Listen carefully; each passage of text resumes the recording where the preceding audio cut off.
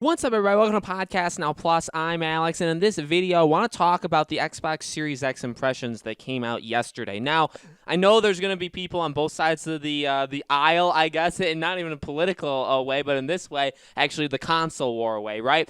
I do have some negatives I do want to kind of focus in on Xbox, and it may not be, in fact, I almost guarantee you, it will not be what everybody else kind of is talking about with it. Look, we got talk on the storage space of this system, which a lot of people are criticizing. From what I saw, it's 802 gigabytes. I know a lot of people said it's somewhere in the 750 range. You have to correct me. You have to tell me what you guys saw. We saw a bunch of different loading times for a bunch of different games, and well, let me say two things. One, are they the greatest things in the world? No, especially not what we kind of know from the PS5 is coming. But two, they are massive, massive upgrades. I think the biggest thing we've learned from these Series X impressions is without any help from the developers, no Xbox Series X upgrade, right, from your previous game. So games like Avengers, games like Watch Dogs, Assassin's Creed, Cyberpunk, all these games, they're going to probably be pretty darn enormous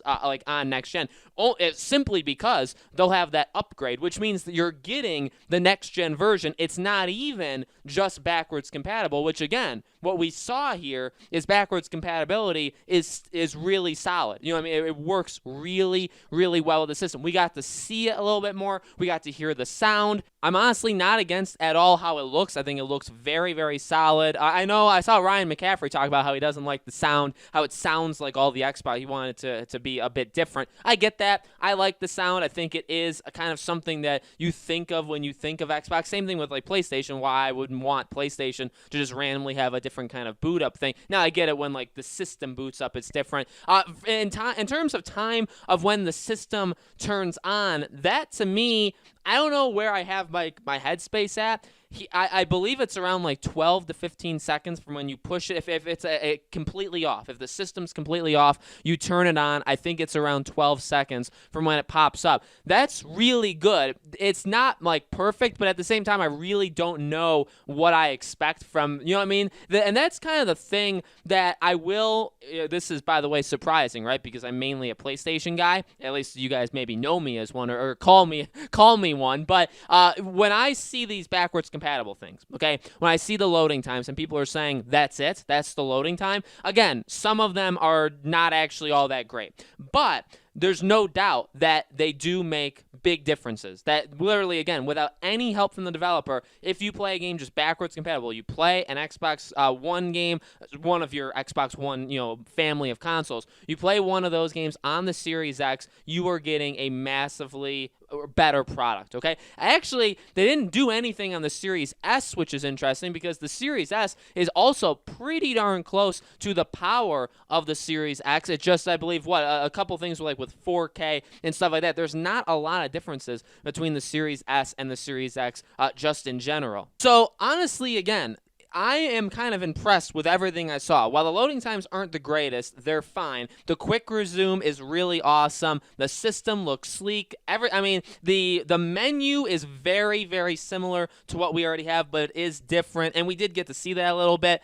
I would say everything's pretty darn solid. Here's my weakness with this, okay? And again, it's not even the loading times. My weakness is and this is, by the way, applies to Sony. I'm not just calling Xbox out. We are less than 2 months away. We're around a month and a half away, and we haven't seen next-gen games on Xbox at all. At all. Now, for Sony, the thing of like what we haven't seen, nobody's seen the PS5. Like, nobody has it in their house. Nobody's shown us what the heck the UI looks like. We don't know if the store is different, which it probably will be. We don't know what the UI looks like, which it'll probably be massively different. We don't know. I mean, we've seen and we've heard about speeds of things, and we've seen examples somewhat, like on Spider-Man, but we haven't had this. We haven't had this example of backwards compatibility. But, Sony's credit, we have seen next-gen stuff. We've seen Ratchet & Clank, which may be on both, but I think it's probably only on PS5. We've seen Demon's Souls, which is only on PS5. We have seen next-gen games. For Xbox, in truth, we haven't. We flat out haven't. And we're a month and a half away, and they have an event like this, or like an impressions event where they give, people have the Series X in their houses, and they're able to, again, test the FPS, which, by the way, I don't want to discredit that either. I saw a lot of things with, I think Jeff Grubb posted like Sekiro. Sekiro jumped from like 37 to 60 without doing anything. So a lot of games actually can basically get upticked to 60 frames per second easily. And this is current gen to next gen, which is incredible. That's honestly absolutely incredible. We'll see if PlayStation does the same thing or even gets close, and I think it will. But again, that's an absolute positive. Again, my only weakness is they have this event, but you're only allowed to talk about these things, and they were only allowed to do these. They were allowed to play Red Dead. They're allowed to play State of Decay. They're allowed to play Sea of Thieves. And honestly, I don't even know how much they play to them. All I ever see is FPS, is the loading times. And so, again, you have that. You have what the system looks like. You have the controller, impressions on the controller. No next-gen stuff. Now, there is very little next-gen stuff coming to the Series X/Series S this fall. The medium is really the only thing I can think of, and that doesn't even have an official release date yet. So that is an issue, and I have seen people, again, on both sides, attack and defend. I will take the attack approach where it's like, again, you have an event like this and you don't show us anything for next gen. You could argue they don't have anything for next gen. There is no Hellblade 2, I think, this year. It doesn't seem very likely. Halo, obviously, is not here. Yes, you have Bethesda and all that, but that's not coming yet, right? I mean, these things for Xbox all will make a difference. Xbox does have a lot going for it. In fact, on podcast now today, we're going to be talking about should you buy an Xbox, where I will talk about these things.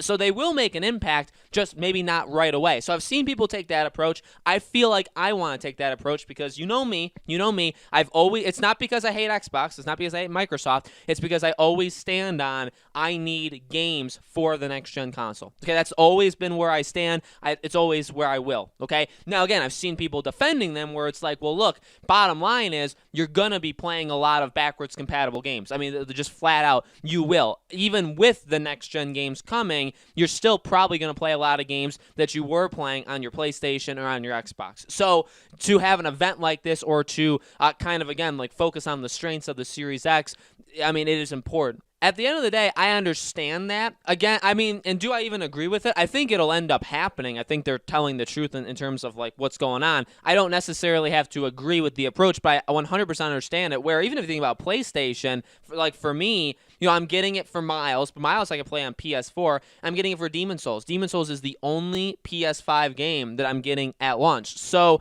if you think about November for me, if I get the PlayStation day one, which I pre-ordered it, but Amazon's being stupid, right? So if I get PlayStation day one, PS5, I'd play Demon's Souls, but what are the other games I would play? Spider-Man, well, you could play that on PS4. Cyberpunk with backwards compatible, right? Which if I didn't have the PS5, I would just play it on PS4. Assassin's Creed, Watch Dogs. So all these games I'm going to be playing on my PS5 are all backwards compatible games, all current gen games. So I do understand it. I completely understand it. It's just, again, you would think that for an event like this is how Sony, by the way, if you talk about how one can get the one up on another, Sony, if they do this, I would like to have people play Demon's Souls. I think that would be the best case scenario, is have some impressions on Demon's Souls. I know Digital Foundry like broke down the trailer and stuff, but have people play 2 hours of Demon's Souls on a PS5 and tell me what it does, okay? And you could talk about backwards compatible. You can do all that. Again, I don't think there's anything wrong with what Microsoft did. I think it was good. I would overall say I'm impressed with them. I'm happy with what I've heard, everything that I've heard on the Series X. But taking that one more step, show us next-gen games. And even Ryan McCaffrey, on the IGN video, he even said he's interested to see how next-gen games can push the console, like, even further. And that's a good question, Ryan. We're going to have to wait quite a while to get that, mainly because we're in a 5,000-year transition period for both these consoles, which, as I've always said, I am against. So, guys, let me know in the comments below. What do you think? Are you impressed with what we got of Series X? I feel like my community is a bit more attacking of Xbox. That's okay. But let me know what you guys think. Did you like it? Did you hate it? Do you think they needed to show more? Let me know. As always, make sure you guys are subscribed to this YouTube channel. Hit the bell icon so you guys know when all these videos go up. And I do a brand new video every single day on this channel. And so I hope to see you guys for tomorrow's video.